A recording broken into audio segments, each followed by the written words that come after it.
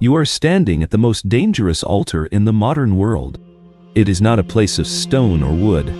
It is the altar of infinite choice. And you have been taught to worship there, to believe that more options mean more freedom. More data means more certainty. More deliberation means a better life. Here's the disturbing truth. Your freedom is paralyzing you. Your desire for the perfect choice is erasing your ability to choose at all. You are conducting a silent, lifelong ceremony of hesitation, sacrificing your one undeniable life on the altar of what if. Your hesitation is not a pause. It is a slow, elegant form of self-annihilation. By the end of this video, you will discover a 3-question filter, drawn from the depths of existential philosophy, that will sever the chains of analysis paralysis. You will learn to make decisions that do not just change your circumstances, but that fundamentally transform who you are. For the next 10 seconds, I want you to do one thing. Do not reach for your phone. Do not plan your next move. Do not scroll through the possibilities in your mind. Simply be still. And in that stillness, listen. Listen for the quietest, most persistent hum beneath your thoughts. The hum that is not a thought, but a pull. It may feel like dread. It may feel like longing. It may feel like a gravitational ache. That is the signal. For the next 10 seconds, do not analyze it. Just let it be there. This is the thesis. Authentic decision-making is not about selecting the best possible future. It is an act of existential self-definition. You do not choose what you want. You choose who you will become in the choosing. To navigate this, we must move beyond pros and cons lists. We must enter a deeper architecture. First, we will dismantle the invisible mechanism, the psychological and philosophical trap that turns freedom into a prison of anxiety. Second, we will trace the consequence cascade, how your indecision sculpts your brain, your behavior, and ultimately, the erosion of your very self. Finally, we will assemble the practical framework, Kierkegaard's 3-question filter, a tool to bypass paralysis and make choices that are not just correct, but constitutive of an authentic life. To understand the prison, you must first see its architecture. The modern world did not invent choice. It invented the illusion of weightlessness. We have been sold a myth that to choose is to browse a celestial catalog, to point at a destiny as lightly as selecting a flavor. This is the invisible mechanism. It is not a lack of options. It is the transformation of every option into an abstraction, a ghost of a potential life, stripped of its substance, its terror, and its glory. The mechanism has 2 interlocking gears. The first gear is historical. We inherited from the Enlightenment a glorious, burdensome gift, the sovereign self. Philosophers like Kierkegaard saw the coming crisis. He stood at the dawn of modernity and issued a warning. When God, tradition, and caste ceased to be the authors of your life, you became the author. This is not empowerment. It is a sentencing. The weight of the world, its meaning, its morality, its shape, falls from the sky and lands in the hollow of your chest. This is the dizziness he named. You are condemned to be free. The second gear is psychological. Your mind, to protect you from this existential gale, performs a clever, tragic trick. It aestheticizes choice. It turns the profound, throbbing question of, "Who shall I be?" into a flat comparative simulation. Which of these outcomes has the best data? You are no longer a soul facing a precipice. You are a project manager reviewing holograms. The heart's authentic pull is drowned out by the committee meeting in your skull, the voice of society, the voice of your parents, the voice of cold utility, all arguing over a ghost. Let me offer you a 60-second myth.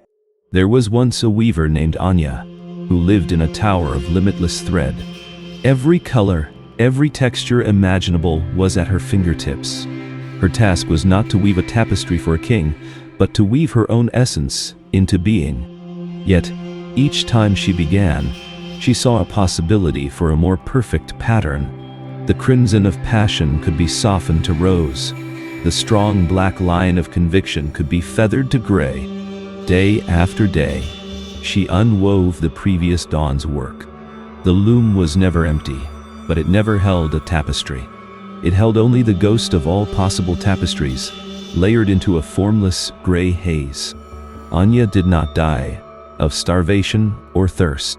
She simply became translucent, a quiet witness to her own unwoven life, until one day she was mistaken for the morning mist and scattered by the wind. This is the inner dynamic. The mechanism replaces the vertigo of the authentic, the dizzying, vital fear that comes from facing a real, defining choice, with the numbness of the abstract. You are not avoiding pain. You are avoiding existence. Your analysis, paralysis, is not a failure of computation. It is a success of a defense system, a system designed to keep you safe from the terrifying responsibility of becoming someone. Indecision is not a neutral pause. It is an active, sculpting force. When you believe you are standing still at the altar of choice, you are already in motion, moving backwards into a smaller, more fortified version of yourself. This is the consequence cascade. It is a triple-layered erosion, and it operates with the silent geological patience of a tragedy. The first erosion is internal. Every major choice you defer does not remain on the table, preserved in amber. It decays. The psychic energy required to hold multiple, contradictory future selves in suspension is immense. To cope, your mind performs a brutal simplification. It begins to pathologize desire, that pull toward art, rebranded as irresponsible fantasy. The urge towards solitude, framed as antisocial avoidance. The call to risk, labeled as childish impulsivity. The uncomfortable insight is this: you are not just avoiding a decision. You are assassinating the versions of you that decision would create. One by one, you render them unbelievable, even to yourself.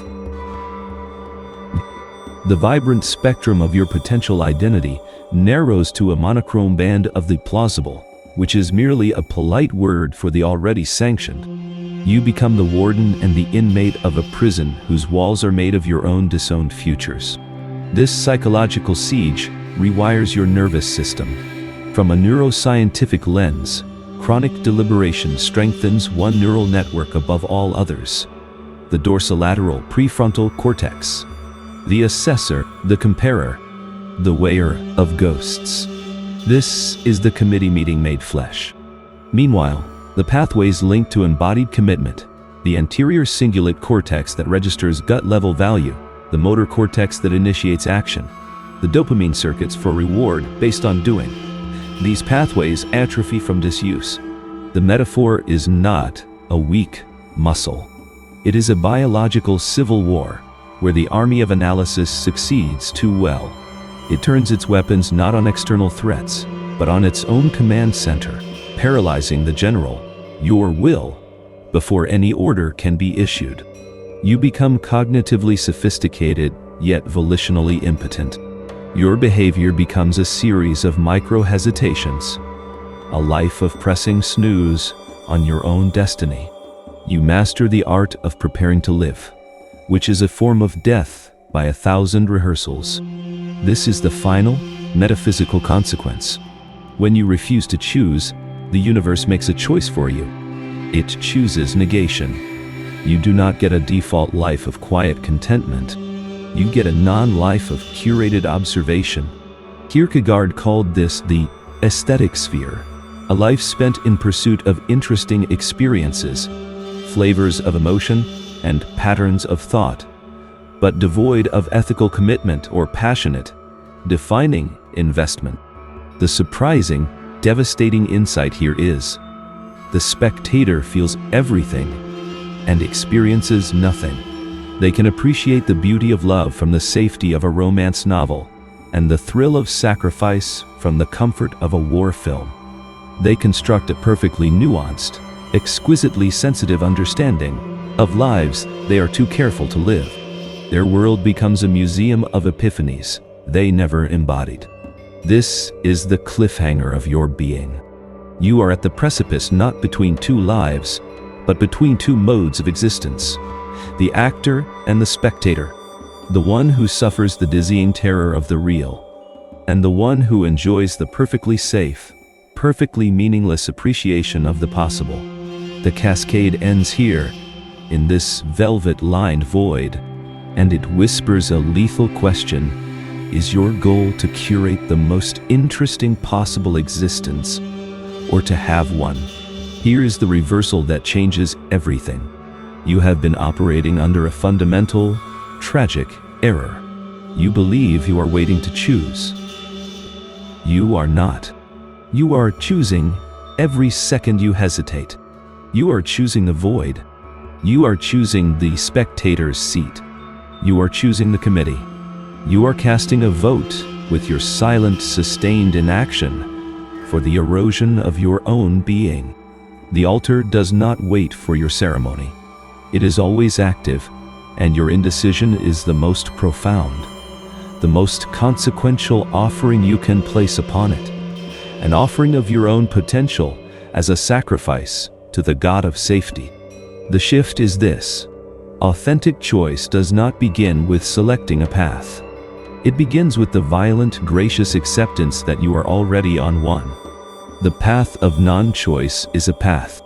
It is the well-trodden, signposted road of regret. Your awakening happens the moment you see the committee in your mind for what it is, not your advisors, but your jailers. The moment you realize that the data, the projections, the endless comparisons are not tools for clarity, but rituals of a faith you never consciously chose. The faith in the perfect, the safe, the weightless. The unforgettable metaphor is not of picking a door. It is of inhaling the key. The doors, the careers, the relationships, the places are not locked. They are made of smoke. You have been waiting for one to solidify, to prove its worthiness before you touch it. But they only solidify when you breathe them in. When you take the essence of that possible future into the furnace of your lungs, your blood, your commitment, and give it the oxygen of your action. Only then does it cease to be a ghost and become bone and sinew. The key was never out there. It was your own courage to embody a possibility, to let it transform you from the inside out. Kierkegaard called this the leap. It is not a blind jump into darkness. It is the conscious, passionate movement from the sphere of the aesthetic, the world of reflection and comparison, into the ethical sphere of commitment, and ultimately into the religious sphere of absolute relation to your own existence. It is the decision to stop thinking about your life and to start marrying it, for better or worse, in sickness and health. The paralysis breaks when you understand. The goal is not to be right. The goal is to be real. A wrong choice made with full commitment creates a self that can learn, adapt, and suffer meaningfully. A right choice made in fear creates a self that is forever a tourist in its own life, clutching a perfect map to places it never feels. You are not solving for the optimal outcome. You are solving for existential integrity. The question flips from, "What should I do?" to the more primal, more powerful. What choice, even if it fails, would allow me to meet my own eyes in the mirror for the rest of my life? The insight is nothing without the architecture to hold it. We move from the poetic to the practicable. Here is the three-layer filter, derived from Kierkegaard's confrontation with the authentic self. This is not a checklist for a ghost. It is a litmus test for a soul. Apply it when the committee is loud, when the mirrors are countless, when the weight of possibility threatens to crush your will. Let's now understand first the internal practice, the question of existential alignment. Before you weigh outcomes, you must diagnose desires. You must distinguish the echo from the voice. The echo is the voice of the they, the das man, as Heidegger called it. It says, this would be secure. This would be impressive. This would make sense to others. It speaks in the language of external metrics. The voice is different. It speaks in the language of fundamental orientation. It is not about what you want to have, but who you must be to feel inherently, non-comparatively true. Your internal practice is this single question, asked in absolute silence, with your eyes closed. Does this choice feel like a betrayal of a central, silent promise I made to myself, long before the world told me who to be? Do not answer quickly. Listen for the visceral response in the body. A tightening in the gut, betrayal, or a deep, releasing exhale, alignment. This is not about happiness. It is about fidelity. The artist who chooses the spreadsheet feels the betrayal in their selves. This question filters out the choices that are, however glittering, acts of spiritual treason. Now for the external practice, the ritual of embodied declaration. Insight must be cemented in the physical world, or it evaporates. The mind that paralyzes you is abstract. You must move the choice from the abstract into the realm of the irrevocable gesture. A small, symbolic, but physically definitive action that declares, this deliberation is now over. I have entered the real. This is not the full leap. It is carving the ledge from which you will jump. Here are some real-life cases. Example 1.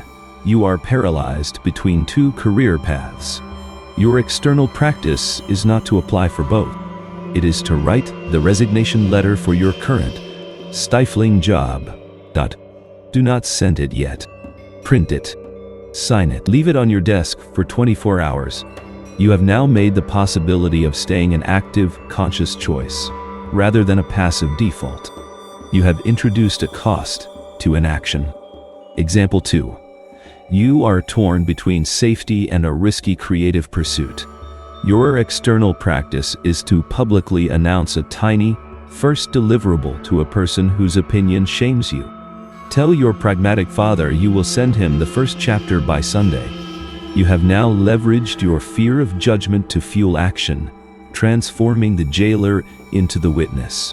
The action must feel difficult. It must make the abstract future physically, socially, or materially costly to abandon. It is a ritual that sacralizes your intent, moving it from the committee's minutes into the ledger of the real. And finally, the integration practice. The narrative of the becoming self. The final layer integrates the choice into your identity. You are not a person who made a choice. You are a person who is defined by the orientation that choice represents. This prevents the perpetual backward glance, the path not taken haunting. Craft a first-person declaration of becoming. This is not an affirmation. It is a philosophical statement of identity in process. For the person choosing art over security, I am not someone who quit their job to paint. I am a person who believes that unmanifested beauty is a form of debt to existence, and I am now a servant of that debt. For the person choosing commitment over freedom, I am not someone who's settled down. I am a person who chooses the depth that can only be carved by the perpetual voluntary restriction of my own possibilities. Repeat this narrative daily, not as a wish, but as a description of your new ethical standpoint. It reframes sacrifice not as loss, but as the active creation of a specific meaningful self. It turns the why of your choice into the bedrock of your who. This framework is a kill switch for the committee. The internal practice silences the irrelevant voices. The external practice breaks the hypnotic spell of abstraction.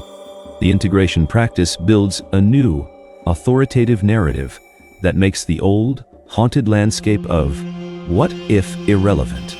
You are no longer choosing a future. You are performing ontological surgery, cutting away the possible selves that are not aligned, and suturing the chosen possibility directly to your core. The dizziness remains. But now, It is the dizziness of the sculptor standing before the block, not of the lost traveler in the hall of mirrors. You are not lost. You are poised, and the tool is finally in your hand. Let this be clear. You are always choosing, even in your hesitation. You are choosing the erosion of your potential. Authentic choice is not about finding the right path, but about becoming a person for whom one path is true. The Kierkegaardian filter is not a decoder for the future. It is an architect for a self that can inhabit one. This is your decision point. It is not a moral choice between good and evil. It is an existential choice between two identities. You can remain the curator, the sophisticated appraiser of phantom lives, the connoisseur of nuance, the ghost in the museum of your own possibilities. Or you can become the author, the one who accepts the dizziness, who inscribes meaning onto the blankness with actions that are irrevocable and therefore real, who prefers the terrifying responsibility of a single, flawed story to the silent tragedy of 1,000 perfect drafts. The mechanism is now visible to you. The path of the curator is smooth and goes endlessly in a circle. The path of the author is steep and goes in only one direction, forward, into the unknown. You either let the committee of abstraction write your life with the invisible ink of hesitation, or you dissolve the committee with the 3 questions and write it yourself in blood and stone. If what you have encountered here is not just an idea, but a confrontation, if you felt the vibration of that central silent promise within you, and you are ready to stop betraying it, then your next actions are symbolic. Hitting like is not about approval. It is a signal, a small digital ritual of resonance. It means, I see the mechanism. I choose to acknowledge the author within, even if it trembles. It is the first tiny, irrevocable gesture against the spectator's silence. Subscribing to echoes of existence is not about consumption. It is a declaration of intent. It means, I am deliberately building the architecture of my mind. I choose to regularly confront these depths, to forge my consciousness in this fire. It is a commitment to keep this dialogue with existence alive, to become a student of your own becoming. This channel is a tool for those who have grown weary of ghosts and are ready, bone by bone, to build something real. If that is you, then make that choice now. And remember, the cage was never locked. You've been standing at the open door, inventing reasons why you need more time to decide, more information to process, more signs from the universe. But the door has been open the entire time. And the only thing standing between you and the life you keep saying you want is the terror of finally, irrevocably, becoming the person who walks through it. The dizziness you feel isn't a warning that you're about to fall. It's the vertigo of freedom, the moment before you stop hovering and start living. Choose. Not perfectly, not certainly, but authentically. And discover that the self you've been waiting to become has been waiting for you to choose. Don't forget to like, share, and subscribe to this channel for more of such deep, thought-provoking content.